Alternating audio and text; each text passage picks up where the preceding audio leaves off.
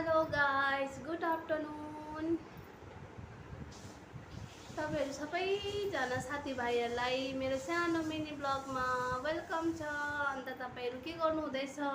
दोपहरको lunch खाना पिना भयो कि भएन हजुरहरुको?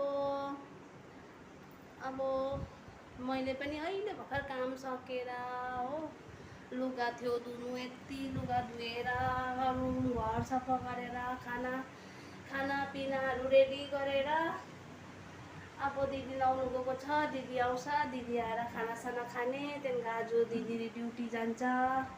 फेरि म एक्लै हुन्छु घरमा।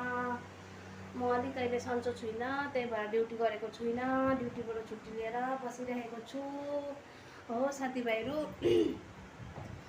अन्त खानासाना खाएर दबाई खाएर फेरि आराम गर्छु म एकछिन हो। त्यहाँदेखि दिदी 2-3 बजीतिर दिदी जान्छ ड्युटी। त्यहाँदेखिको फेरि 1-2 दिन बादमा फेरि म भएकोमा आउँछ। यस्तै जिन्दगी, यस्तै लाइफ चलिरहेको छ है हामीहरूको चाहिँ। अनि त्यही हो, भर्खर कामसाम सकेर अब लुगा छ, लुगा सुकाउनु छ, लुगा सुकाउँछु। अनि यस्तै चलिरहेको छ।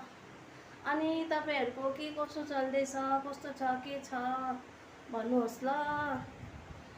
अन्त मैले कस्तो भिडियो बनाउँदैछु कमेन्टमा बताइदिनुहोस् ल। राम्रो बनाउँदैछु कि राम्रो बनाएको छुइनँ, कतिको बोल्नु म जान्दैछु हैन, कतिको बोल्दैछु म आउँदैन बोल्नु पनि हो। फर्स्ट टाइम बनाएको, पहिलातिर पनि बनाउँथेँ मैले भिडियो, नबनाउने हैन, बनाउँथेँ हो। यस्तो इन्स्टातिर रिल्सहरू बनाएर अपलोडहरू गर्थेँ।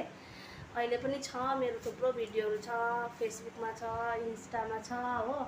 अन्त युट्युब च्यानल चाहिँ मैले फर्स्ट टाइम उयो गरेको नि त, फर्स्ट टाइम युज गर्नु थालेको। अन्त मलाई त आउँदैन पनि। अब तपाईहरुले कमेन्टमा बताइदिनुहोस् ल कस्तो छ, के छ। यस्तै छ जिन्दगी हाम्रो चाहिँ, यस्तो छ बाहिर हो। अँध्यारो न अँध्यारो छ, लाइट पनि जलेको छैन। अन्त यो चाहिँ हामी बस्ने जग्गाको नाम चाहिँ पोटला हो। यहाँनिर प्रायः सबै नेपाली छ। नेपाली हामीलाई त उयो नै हुँदैन, मतलब महसुस नै हुँदैन हामी चाहिँ अब परदेशको जग्गामा आएर बसेको छु भनेर। प्रायः जस्तो सबै नेपाली छ यहाँनिर हो। त्यो पनि चिनेको जानेकोहरू मात्रै छ हो। दार्जिलिङको भयो, दुधेतिरको भयो, अन्त यता के अरे मिरिकतिरको भयो साथीहरू हैन, सबै साथीहरू छ। ओके गाइस, अब खानासाना खाने